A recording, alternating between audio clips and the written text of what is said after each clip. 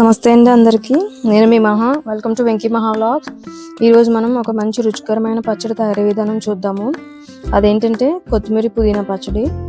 ఈ పచ్చడి వేడివేడి అన్నంలోకి నెయ్యి వేసుకొని తింటే చాలా బాగుంటుందండి. అలాగే అన్ని రకాల టిఫిన్స్లో కూడా బాగుంటుంది.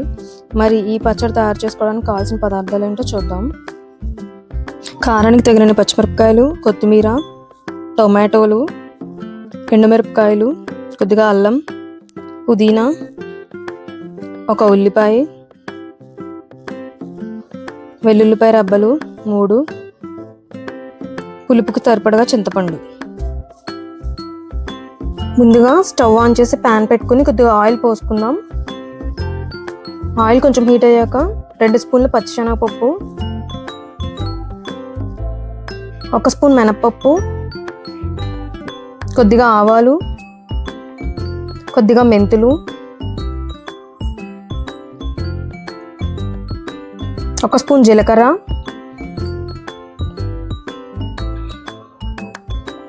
1.5 స్పూన్ ధనియాలు వేసి వేయించుకోవాలి.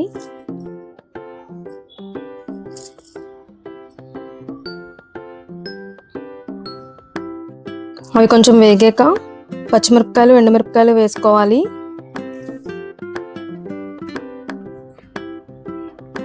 అవి కూడా కొద్దిగా వేగాక మనం ఆల్రెడీ వాష్ చేసి కట్ చేసి పెట్టుకున్న టొమాటోస్, ఆనియన్,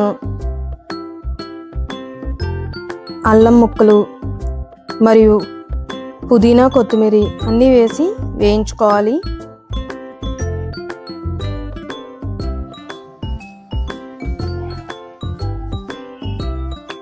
కడిగి పెట్టుకున్న కరివేపాకు వేసుకుందామండి. అంటే కరివేపాకు చాలామంది ఇష్టంగా తినలేరు. ఇలా పచ్చళ్ళలో అయితే మిక్స్ అయిపోతుంది, ప్లస్ మనకి దానివల్ల ప్రయోజనాలు కూడా అందుతాయి. సో అందులో వేసేసి మనం మూత పెట్టుకుని వాటిని మగ్గించుకుందాం కాసేపు.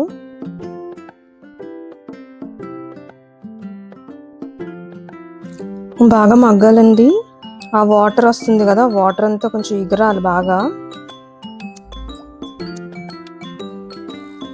పులుపుకి తగినంత చింతపండు వేసుకుందాము. కాసేపు మగ్గనిద్దాం మూత పెట్టేసి.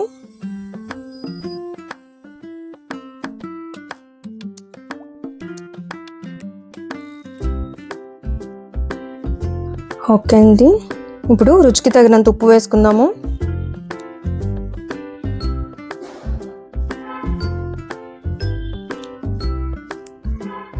అలాగే వెల్లుల్లి రబ్బలు వేసుకుందాము. స్టవ్ ఆపేసుకుందామండి. ఇంకా అయిపోయింది. అది చల్లారాక మనం మిక్సీ పట్టుకోవాలి.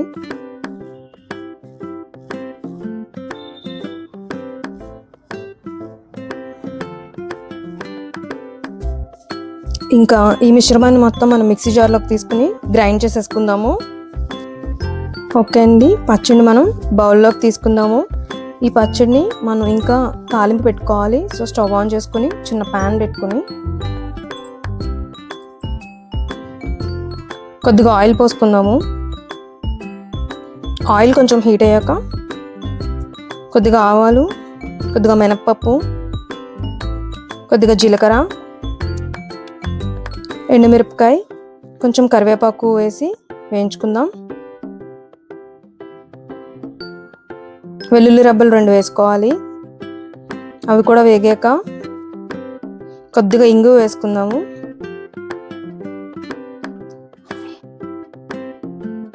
ఆ తాలింపు మొత్తాన్ని పచ్చళ్ళలో వేసి కలుపుకోవాలి.